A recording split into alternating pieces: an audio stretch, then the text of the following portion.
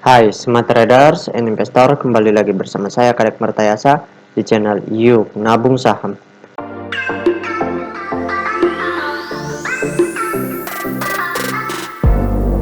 Nah, di episode kali ini kita akan membahas salah satu perusahaan yang direquest oleh Fajal Abdul Rozak.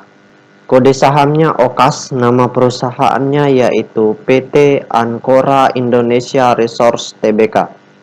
Oke, untuk mempersingkat waktu langsung saja kita cek datanya di aplikasi iPod. Nah, selanjutnya di sini kita ganti kode sahamnya OKAS. Kemudian kita enter. Nah, kalau kita lihat grafiknya, perusahaan ini baru mengalami kenaikan yang tinggi mulai dari bulan Juli sampai bulan September. Itu mengalami kenaikan yang signifikan seperti itu. Yang sebelumnya di sini selama beberapa bulan mengalami sideways. Nah, sekarang kita ingin lihat apa yang dilakukan oleh investor besarnya selama sebulan lebih terakhir, dari tanggal 10 Oktober sampai dengan tanggal 14 Desember ya. Oke. Nah, kita ingin tahu ya, selama sebulan lebih terakhir ini apa yang dilakukan oleh investor besarnya. Dan ada atau tidak investor besarnya di sini? Apakah mereka akumulasi atau distribusi seperti itu? Oke, langsung saja kita cek data transaksinya. Kita masuk ke kolom Broksum. Kemudian di sini kita ganti kode sahamnya OKAS. Selanjutnya di sini kita ganti bulannya dulu ya, bulan 11. Kemudian tanggalnya dari tanggal 10, kita ambil dari tanggal 10 sampai dengan tanggal karena tanggal 14 ternyata masih ditutup ya. Hari ini itu tanggal 14 dan broker Samari masih ditutup, jadi kita ambil kemarin di tanggal 13 seperti itu. Kemudian kita show. Nah, berdasarkan data transaksi atau data broker Samari dari perusahaan PT Ancora Indonesia Resource Tbk ini, kalau kita hitung total lot yang dibeli dengan total lot yang dijual secara keseluruhan dengan menggunakan tools tambahan yaitu Detektor, nanti Detektor akan menghitung ulang data broker Samari ini dalam bentuk data perpindahan atau netting. Maka nanti akan ditarik kesimpulan dari sana. Nah, ternyata selama sebulan terakhir ini investor besarnya itu melakukan aksi masif distribusi. Jadi selama sebulan lebih terakhir ini investornya keluar atau menjual barangnya dalam jumlah besar seperti itu dibandingkan mereka membeli. Seperti itu. Nah, kalau keadaannya seperti ini ya, maka potensi harga sahamnya turun kembali ke level supportnya itu sangat besar sekali. Seperti itu. Kalau mereka terus distribusi, maka dia akan turun ke harga 70-an. Nah, sekarang kita tutup dulu data transaksinya ya. Oke, bagi rekan-rekan investor yang ingin bertanya atau yang ingin request, silahkan komen di kolom komentar. Untuk yang ingin bergabung di grup channel Telegram kami, silahkan klik linknya ada di kolom deskripsi. Nah, sekarang kita cek data peta kepemilikannya. Nah, berdasarkan hasil riset yang Pak Guru lakukan dengan mengumpulkan data-data dari SRO Bursa Efek Indonesia dan data-data dari sebagian sekuritas, maka dapat ditarik kesimpulan bahwasanya perusahaan PT Ancora Indonesia Resource Tbk ini 100% sahamnya telah dicetak dalam bentuk scriptless.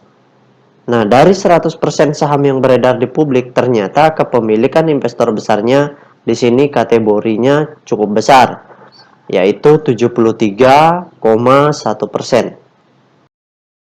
Jika Anda menyukai konten-konten kami mengundang Anda untuk mengklik tombol like dan subscribe agar Anda mendapatkan video terbaru kami setiap minggunya.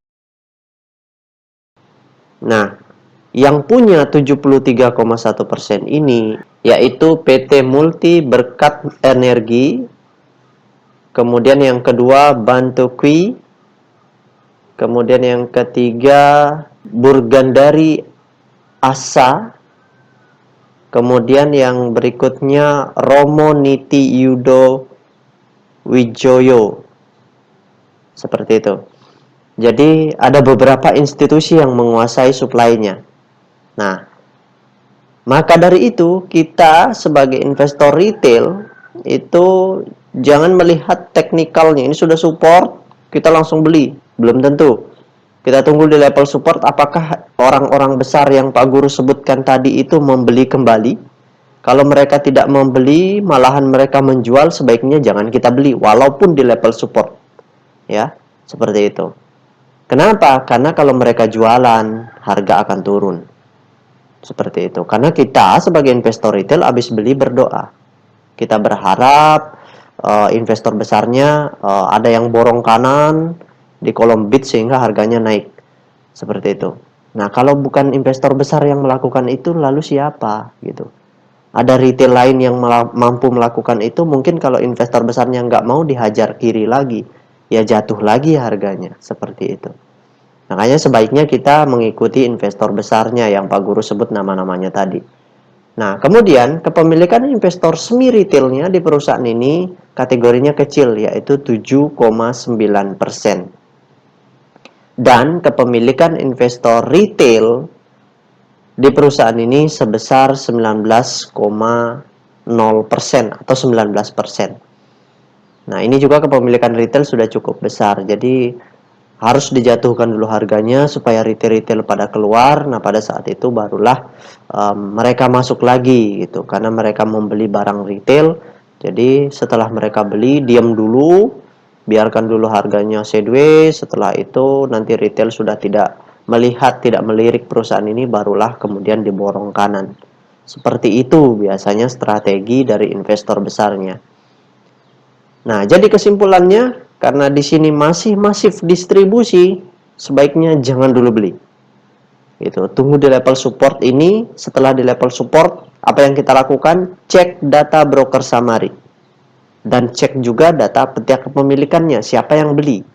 Kalau yang beli investor besarnya atau investor besar lain, sebaiknya kita masuk seperti itu.